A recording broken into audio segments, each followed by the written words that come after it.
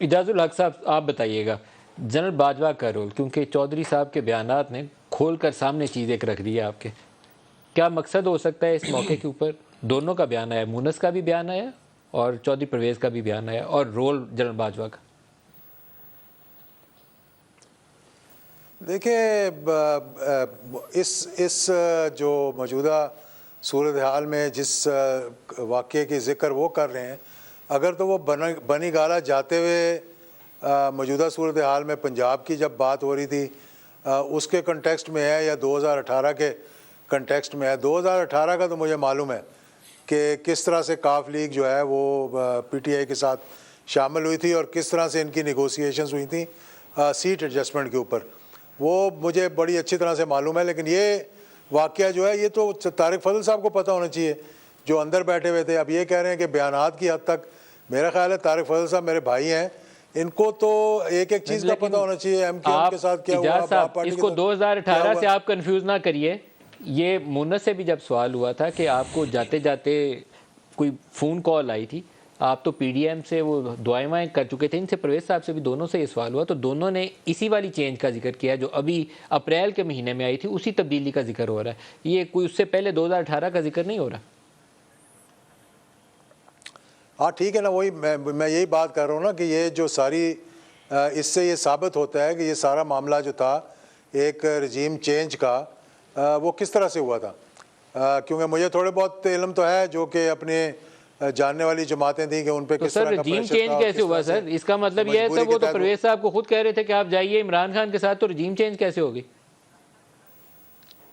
वो तो रजीम चेंज ऐसे हो सकता है कि वो कोई चेक एंड बैलेंसेस की वजह हो, मुझे नहीं मालूम कि क्या वजह हो सकती है, क्योंकि ये भी ये वाली आपने बात सही बोली है, इधर ये बात आपने सही बोली है। ये जो चेक एंड बैलेंस आपने बोला है ना, ये चेक एंड बैलेंस वाली बात आपने सही बोली है, ये सही जुमला आपने इस्तेमाल किया।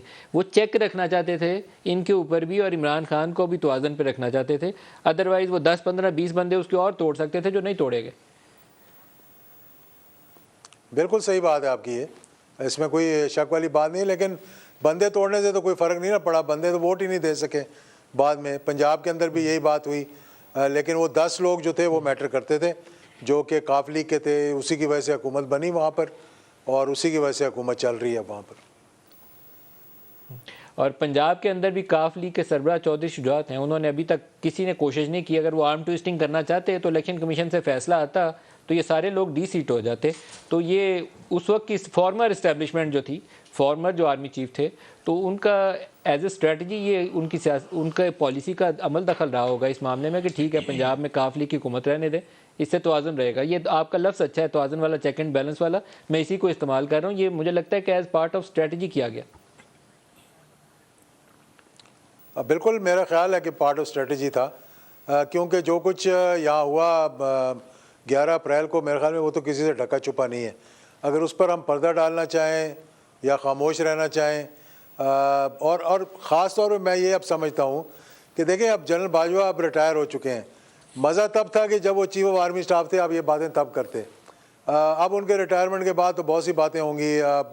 कारगिल के बारे में भी नवाज शरीफ साहब ने परवेज़ मुशर्रफ साहब के होते हुए तो इतनी बातें नहीं की जितनी उनके जाने के बाद की कि मेरी कमर में जो है वो पूरी पीटीआई जनरल बाजवा के खिलाफ बयान दे रही है। वो लोग भी बयान दे रहे हैं जिनके मुतल्लिक मैं ऑन एयर नाम नहीं लेना चाहता, जिनको वजारतें उनके साथ लंच या डिनर करने पे मिली थी। खाना साथ खाया था तो अगले दिन वज़ीर बन गए थे, रात को डिनर पे बुलाया था, अगले दिन एक वजारत ऑफर होगी, वज़ीर बन गए थे। वो भी बयान दे रहे हैं कि जनरल साहब के 8 महीने तो बड़े ख़राब थे। पहले 4 साल का जिक्र नहीं कर रहे, कहते 8 महीने बड़े ख़राब थे।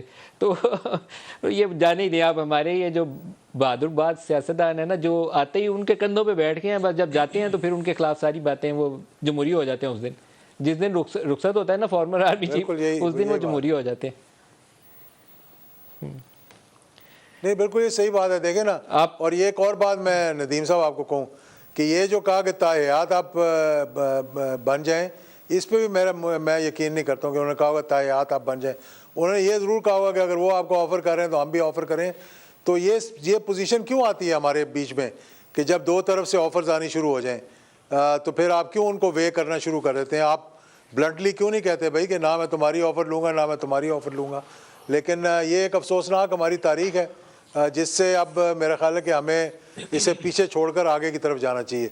अगर यही मामला चलते रहे तो मुल्क फिर इसी तरह मुश्किलात का में फंसता रहेगा। और फिर आप देख लें जो मईशत के बारे में आपने ख़ुद बात की और दीगर चीज़ों के बारे में आपने ख़ुद बात की, जब आप इलेक्शंस के हवाले से बात कर रहे थे कि कब होने चाहिए कब नहीं होने चाहिए।